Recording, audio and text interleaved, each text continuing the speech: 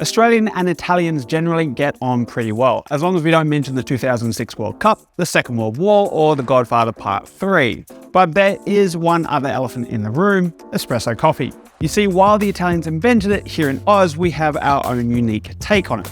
So in the interests of stoking international conflict, today we're asking which is better, Italian espressos or Australian espresso. Here to help me pronounce Italian words and generally throw insults in my direction is our own Italian-Australian Dom. Ciao, Josh, come stai? Yeah, mate. All right, Dom, how about you kick things off by pronouncing this for me? Uno caffè espresso italiano. What we think of espresso coffee, the thick, concentrated shots of coffee covered in golden crema, really got going in 1947 when Achilles Gaggia put together his famous lever espresso machine. The coffee from this machine was a hit. It was super rich and creamy and really quick to make. Other manufacturers started getting in on the game and improving these designs, and the popularity of this style of espresso took off really fast. Over the following decades, espresso coffee spread around the world, largely thanks to the Italians, Grazie. migrating to all corners of the world. Hundreds of thousands of Italians ended up here in Australia, where they naturally brought all the good things from back home, like gelato, pizza, and espresso. And whilst the rest of the world certainly liked what they tasted, we did what we always do: we improvised.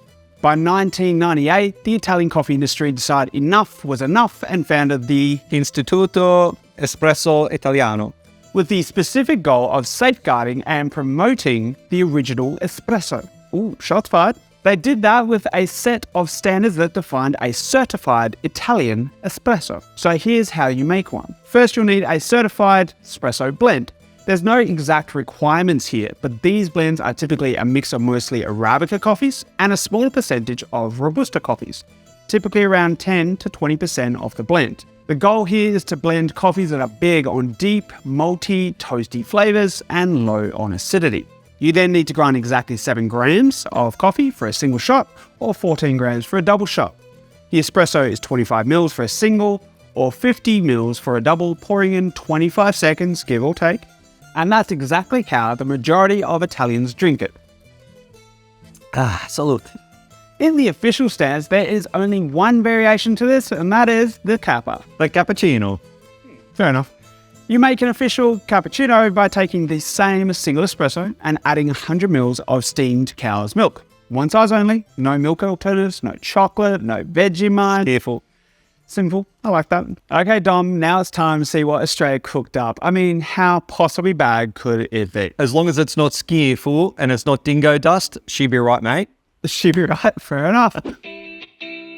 For decades, espresso coffee in Australia was closely based on what Italian migrants brought here. The same blends, the same equipment, and the same brewing standards. We were pretty much like a coffee tribute band. But with one key difference. Unlike in Italy, most Australians don't drink straight espresso, or short black as it's sometimes called here. No, we like big things. And for Aussies, while the official Italian cappuccino tastes great, the size just doesn't cut it. So we broke the rules and started messing with different types of milk coffees, the most famous example being the flat white, which originally emerged sometimes in the 80s. Probably your peak. Yeah, thanks, mate. Thanks. Of course, the problem with bigger cups is that the coffee can get milky if you just add the same shot of espresso and top it up with milk. So during the late 90s and early 2000s, cafes and coffee roasters started increasing the dose of coffee they were using to compensate. Starting with the traditional Italian recipe of 14 grams for a double shot, most cafes had increased this all the way up to about 23 grams by the time the iPhone came along. But the amount of coffee we were using wasn't the only thing that changed during this time. Our local coffee blends also went through some big changes thanks to the specialty coffee movement. Back in the 90s, the majority of Australian cafes were buying locally roasted coffee, but these blends were based on the Italian style. By the early 2000s, many roasters were messing with tradition by sourcing coffees with more distinctive origin characteristics. These are the coffees that would traditionally be rejected by roasters sourcing coffee for their espresso blend due to their distinctive, fruity, fermented flavors. Local roasters decided it was time to go a little bit punk rock. So while there's no hard and fast standard, here's an example of how we make a modern Australian espresso. Now, most cafes only brew double shots here, so we're going to start by grinding 22 grams of coffee.